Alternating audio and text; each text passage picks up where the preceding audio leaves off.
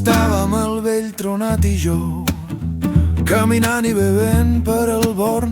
deixant que passés el temps i espantant a la gent tan guapa, neta i moderna que ara hi viu. Quan ell, amb la seva veu de campana trencada, la seva habitual discreció d'ogre permanentment sobreestimulat, va cridar fort, com sempre massa fort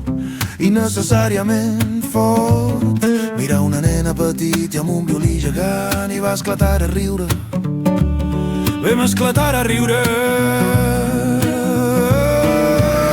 que ja portàvem força estona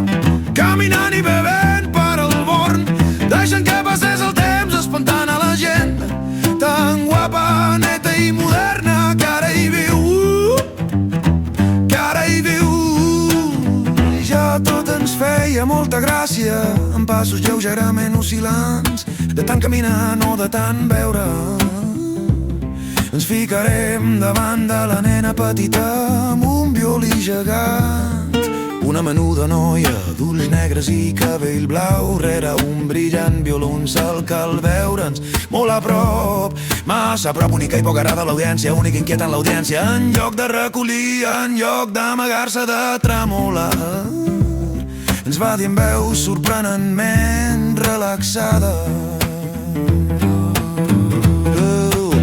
que serà iaios, blues o rock, rock i blues, sempre blues i rock, i comença a tocar el blues fort, fort i dur, dur i pur, tan dur com les cordes de metal del seu violí gegant, fort i dur.